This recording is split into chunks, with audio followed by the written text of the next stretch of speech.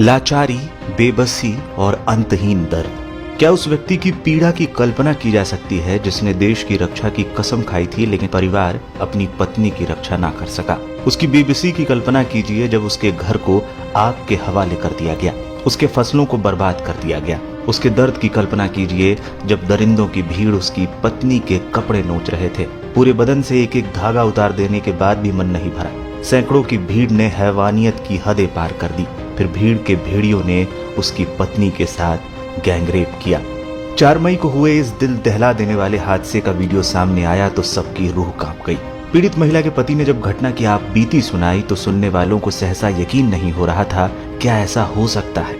पीड़ित महिला का पति भारतीय सेना में सूबेदार पद से रिटायर है। असम रेजिमेंट के सूबेदार के रूप में भारतीय सेना की सेवा कर चुके रिटायर्ड जवान ने बरखा दत्त को दिए इंटरव्यू में उस भयावह दिन की पूरी कहानी सुनाई। इंटरव्यू की शुरुआत में वो अपने बारे में बताते हुए कहते हैं, मैंने फौज में 28 साल नौकरी की, कारगिल युद्ध में देश के लिए लड़ाई लड़ी है, भारतीय शांति सेना के रूप में श्रीलंका भी गया था। आगे बोलते हुए उन्होंने बताया कि मैं कांगपोकपी जिले का रहने वाला हूँ और उन 2 महिलाओं का जिनका रेप हुआ उनमें से एक मेरी पत्नी है और दूसरी मेरे गांव की ही एक लड़की है। 3 मई को चूराचांदपुर में एक रैली हुई थी। रैली खत्म होने के बाद 3-4 बजे से ही हिंसा शुरू हो गई थी। मेरे गांव में मैतेई और कुकी दोनों समुदाय रहते हैं। उसी रात को अचानक हम पर हमला हो गया और भीड़ ने घर जलाना शुरू कर दिया। 4 मई की सुबह गांव में एक बैठक हुई और फिर हमले शुरू हो गए। उन्होंने चर्च जलाना शुरू किया और फिर घर जलाने लगे। भीड़ के हमले से बचने के लिए रिटायर्ड जवान अपनी पत्नी और गांव के कुछ लोगों के साथ पहाड़ी की ओर भागे थे। उन्होंने बताया, गांव से जान बचाकर भागने के बाद हम लोग एक पहाड़ी में छुप गए थे, लेकिन भीड़ के कुछ लोगों ने हमें देख लिया और हमारा पीछा करते हुए आए और हमें पकड़ लिया। मुझे मेरी पत्नी से अलग कर दिया गया। हजारों की संख्या में लोगों ने हमें घेर रखा था। रिटायर्ड जवान ने इसके बाद भीड़ द्वारा एक हत्या करने का भी जिक्र किया। हमारे साथ एक परिवार था जो मेरा भाई लगता है, उसकी बेटी के साथ कुछ लोग रेप करने की कोशिश करने लगे। लड़की का छोटा भाई अपनी बहन को बचाने के लिए उन लोगों से लड़ पड़ा, लेकिन लोगों ने उसे पीट कर मार डाला। रिटायर्ड जवान ने आगे बताया कि कैसे भीड़ ने उनकी बीवी और एक लड़की के साथ हैवानियत की। मेरी बीवी और लड़की को धमकी दी गई कि अगर कपड़े नहीं उतारे तो गोली मार देंगे। पूरा नंगा करने के बाद लड़की और मेरी बीवी के साथ गलत काम किया।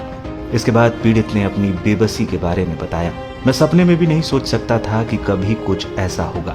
मैंने देश की रक्षा की, लेकिन आज निराश हूँ कि रिटायर्ड होने के बाद मैं अपने घर, अपनी पत्नी और साथी ग्रामीणों की रक्षा नहीं कर सका। मैं दुखी और हताश हूँ।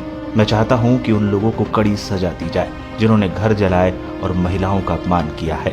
इतना कुछ हो जाने के बाद पुलिस के पास जाने में इतना समय क्यों लगा, इस सवाल का जवाब देते हुए उन्होंने बताया, पूरी संपत्ति लूट ली गई। मेरे घर को आग लगा दिया गया था। हमें धमकियां दी जा रही थी। हमारी हिम्मत ही नहीं हुई कि गांव के पास वाले पुलिस थाने में जाए। हम एक गांव से दूसरे गांव भागते रहे और गांव से काफी दूर जो पुलिस थाना है वहां जाकर FIR दर्ज कराई थी। जब ये पूरी घटना घट रही थी तब क्या वहां पुलिस थी और पुलिस ने क्या किया, इस पर बोलते उन्होंने बताया, जब भीड़ ये सब कर रही थी तब वहां पुलिस जीप थी। पुलिस की संख्या कम थी लेकिन पुलिस ने हमें बचाने के लिए कुछ नहीं किया। क्या आपको अब भी डर लगता है? क्या आप अकेला महसूस करते हैं? इस पर बोलते हुए उन्होंने कहा, मैं अकेला महसूस करता हूँ। मैतेई लोग संख्या में ज्यादा हैं, हम कुकी लोग कम हैं। हमारे साथ जानवरों जैसा बर्ताव किया जा रहा है, मारा जा रहा है। हमारी लड़कियों के साथ रेप किया जा रहा है। उनके साथ कैसे रहें, कैसे अपनी जिंदगी बचाएं? 65 साल के रिटायर्ड जवान ने आगे कहा कि उनकी पत्नी डिप्रेशन में चली गई है। हमारे बच्चों की देखभाल के साथ वो सामान्य स्थिति में आने के लिए संघर्ष कर रही है। मैंने युद्ध देखा है, कारगिल में आगे रहकर लड़ाई लड़ी है। अब मुझे अपनी जगह युद्ध के मैदान से भी ज्यादा खतरनाक लगती है। बता दें, अब तक मणिपुर पुलिस ने इस मामले में 6 आरोपियों को गिरफ्तार किया है। 4 मई को मणिपुर में 2 महिलाओं को निर्वस्त्र कर घुमाने के मामले में गिरफ्तार आरोपियों को शुक्रवार को 11 दिन की पुलिस हिरासत में भी भेज दिया गया। इन लोगों को घटना का वीडियो शेयर होने के बाद गिरफ्तार किया गया है।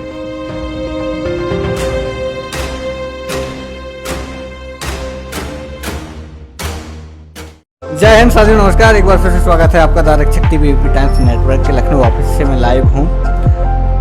4 पंक्तियाँ आपके सामने। हाथ में माइक था, सूट थोड़ा टाइट था। हाथ में माइक था, सूट थोड़ा टाइट था। चश्मा पिंक और वाइट था। एटीट्यूड थोड़ा टाइट था। कोई गरीबों को ना सताए, यही समझाने आए थे। बोल देना बघेल साहब आए थे। बहुत बहुत साथियों नमस्कार।